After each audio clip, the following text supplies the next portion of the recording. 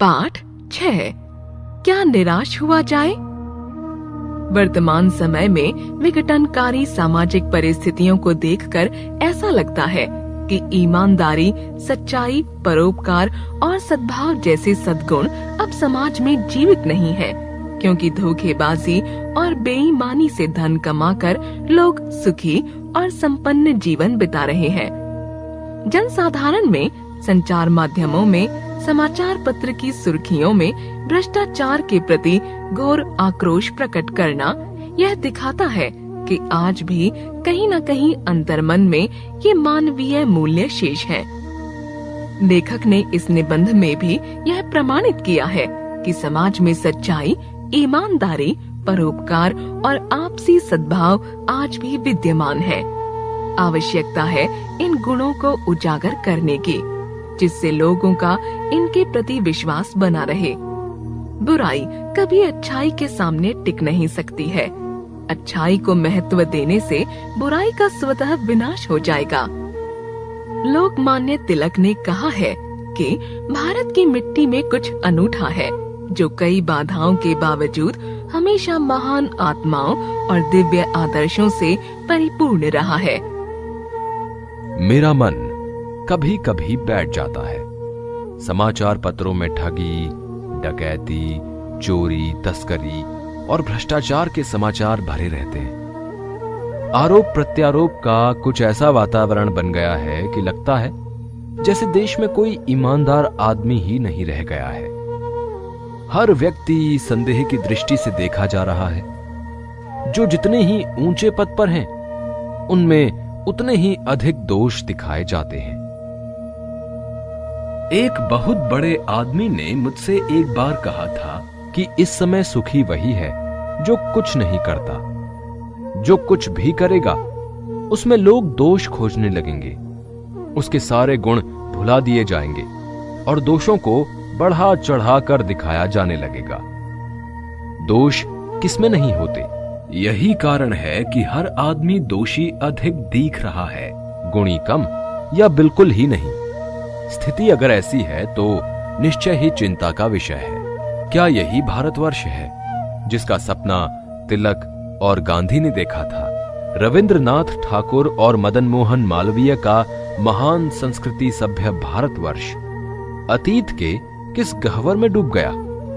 आर्य और द्रविड़, हिंदू और मुसलमान, यूरोपीय और भारतीय आदर्शों की मिलन भूमि, मानव महासमुद्र क्या सूख ही गया? मेरा मन कहता है कि ऐसा हो नहीं सकता। हमारे महान मनीषियों के सपनों का भारत है और रहेगा। यह सही है कि इन दिनों कुछ ऐसा माहौल बना है कि ईमानदारी से मेहनत करके जीविका चलाने वाले निरीह और भोले भाले श्रमजीवी पिस रहे हैं और झूठ तथा फरेब का रोजगार करने वाले फल फूल रहे हैं। ईमानदारी को मूर्खता का पर्याय समझा जाने लगा है। सच्चाई केवल भीरू और बेबस लोगों के हिस्से पड़ी है। ऐसी स्थिति में जीवन के महान मूल्यों के बारे में लोगों की आस्था ही हिलने लगी है। परंतु ऊपर ऊपर जो कुछ दिखाई दे रहा है वह अभी हाल की मनुष्य निर्मित नीतियों की त्रुटियों की देन है। सदा मनुष्य बुद्धि नई परिस्थितियों का सामना करने के लिए नए सामाजिक विधि निषेधों को बनाती है। उनके ठीक साबित ना होने पर उन्हें बदलती है। नियम कानून सबके लिए बनाए जाते हैं, पर सबके लिए कभी कभी एक ही नियम सुख कर नहीं होता। सामाजिक कायदे कानून कभी युग युग से परीक्षित आदर्शों से टकराते हैं। इससे ऊपरी सतह आलोड़ित भी होती है। पहले भी हुआ है, आगे भी होगा। उसे देखकर हताश हो जाना ठीक नहीं है। भारतवर्ष ने कभी भी भौतिक वस्तुओं के संग्रह को बहुत अधिक महत्व नहीं दिया है। उसकी दृष्टि से मनुष्य के भीतर जो महान आंतरिक तत्व स्थिर भाव से बैठा हुआ है वही चरम और परम है। लोभ, मोह, काम, क्रोध आदि विकार मनुष्य में स्वाभाविक रूप से विद्यमान रहते हैं, पर उन्हें प्रधान शक्ति मान लेना और मन तथा बुद्धि को उन्हीं के इशारे पर छोड़ देना बहुत निकृष्ट आचरण है। भारतवर्ष ने कभी भी उन्हें उचित नहीं माना। उन्हें सदा संयम के बंधन से बांधकर रखने का प्रयत्न किया है, परंतु भूख की उपेक्षा नहीं की जा सकती, बीमार के लिए दवा की उपेक्षा नहीं की जा सकती, गुमराह को ठीक रास्ते पर ले जाने के उपायों की उपेक्षा नहीं की जा सकती। हुआ यह है कि इस देश के कोटि कोटि दरिद्र जनों की हीन अवस्था को दूर करने के लिए ऐसे अनेक कायदे कानून बनाए गए हैं जो कृषि, उद्योग, वाणिज्य, शिक्षा और स्वास्थ्य की स्थिति को अधिक उन्नत और सुचारू बनाने के लक्ष्य से प्रेरित हैं। परंतु जिन लोगों को इन कार्यों में लगना है, उनका मन सब समय पवित्र नहीं होता। प्रायः वे ही लक्ष्य को भूल जाते हैं और अपनी ही सुख सुविधा की ओर ज्यादा ध्यान देने लगते हैं। व्यक्ति चित्त सब समय आदर्शों द्वारा चलित नहीं होता। जितने बड़े पैमाने पर इन क्षेत्रों में मनुष्य की उन्नति के विधान बनाए गए, उतनी ही मात्रा में लोभ, मोह जैसे विकार भी विस्तृत होते गए। लक्ष्य की बात भूल गए, आदर्शों को मजाक का विषय बनाया गया और संयम को दकियानूसी मान लिया गया। परिणाम जो होना था वह हो रहा है। यह कुछ थोड़े से लोगों के बढ़ते हुए लोभ का नतीजा है, परंतु इससे भारतवर्ष के पुराने आदर्श और भी अधिक स्पष्ट रूप से महान और उपयोगी दिखाई देने लगे हैं। भारतवर्ष सदा कानून को धर्म के रूप में देखता आ रहा है। आज एकाएक कानून और धर्म में अंतर कर दिया गया है। धर्म को धोखा नहीं दिया जा सकता, कानून को दिया जा सकता है। यही कारण है कि जो लोग धर्म भीरू हैं, वे भी कानून की त्रुटियों से लाभ उठाने में संकोच नहीं करते। इस बात के पर्याप्त प्रमाण खोजे जा सकते हैं कि समाज के ऊपरी वर्ग में चाहे जो भी होता हो, भीतर ही भीतर भारतवर्ष अब भी यह अनुभव कर रहा है कि धर्म कानून से बड़ी चीज है। अब भी सेवा, ईमानदारी, सच्चाई और आध्यात्मिकता के मूल्य बने हुए हैं। वे दब अवश्य गए हैं, लेकिन नष्ट नहीं हुए हैं। आज भी वह मनुष्य से प्रेम करता है, महिलाओं का सम्मान करता है, झूठ और चोरी को गलत समझता है, दूसरे को पीड़ा पहुंचाने को पाप समझता है। हर आदमी अपने व्यक्तिगत जीवन में इस बात का अनुभव करता है। समाचार पत्रों में भ्रष्टाचार के प्रति जो इतना आक्रोश है, वह यही साबित करता है कि हम ऐसी चीजों को गलत समझते हैं और समाज में उन तत्वों की प्रतिष्ठा कम करना चाहते हैं जो गलत तरीके से धन या मान संग्रह करते हैं। दोषों का पर्दाफाश करना बुरी बात नहीं है।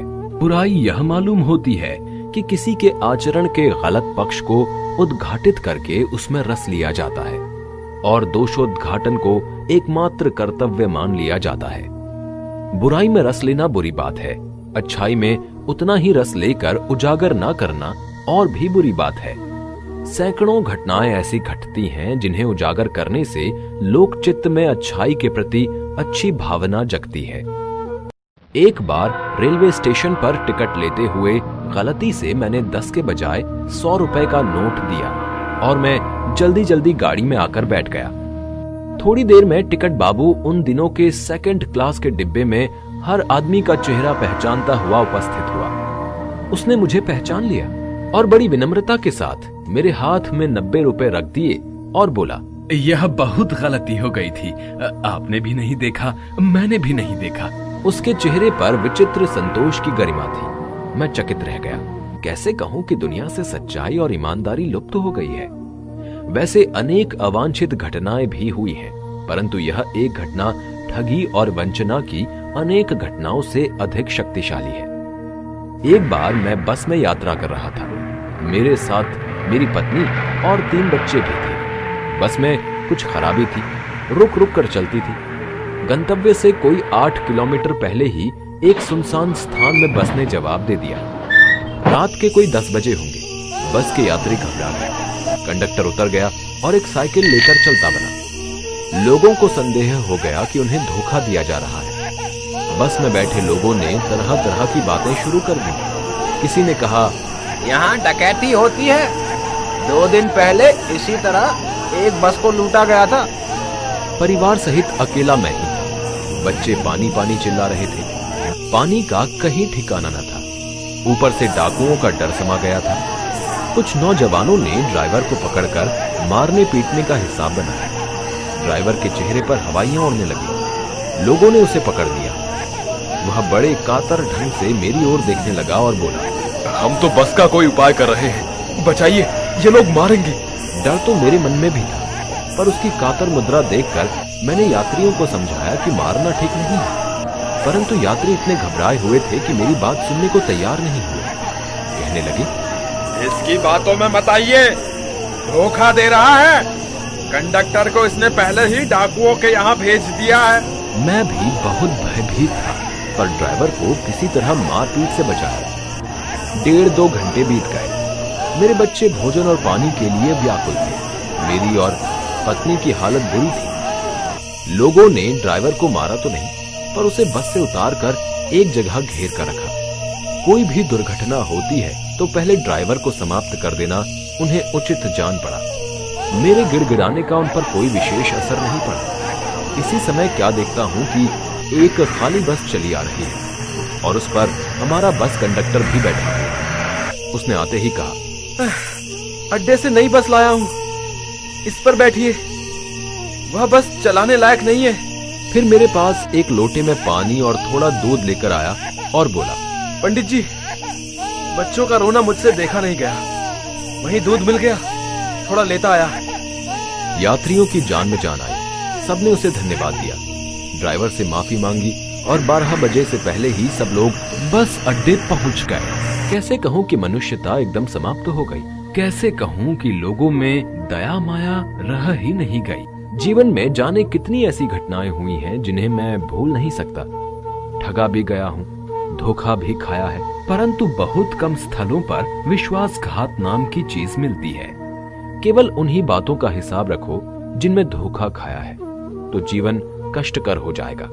ऐसी घटनाएं भी बहुत कम नहीं हैं जब लोगों ने अकारण सहायता की है, निराश मन को ढांढस दिया है और हिम्मत बंधाई है। कविवर रविंद्रनाथ ठाकुर ने अपने प्रार्थना गीत में भगवान से प्रार्थना की थी कि संसार में केवल नुकसान ही उठाना पड़े, धोखा ही खाना पड़े, तो ऐसे अवसरों पर भी हे प्रभु, मुझे ऐसी शक्ति दो कि मैं तुम्हारे ऊपर संदेह ना करूं। मनुष्य की बनाई विधियां गलत नतीजे तक पहुंच रही हैं, तो इन्हें बदलना होगा। वस्तुतः आए दिन इन्हें बदला भी जा रहा है, लेकिन अब भी आशा की ज्योति बुझी नहीं है। महान भारतवर्ष को पाने की संभावना बनी हुई है, बनी रहेगी। मेरे मन, निराश होने की जरूरत नहीं है।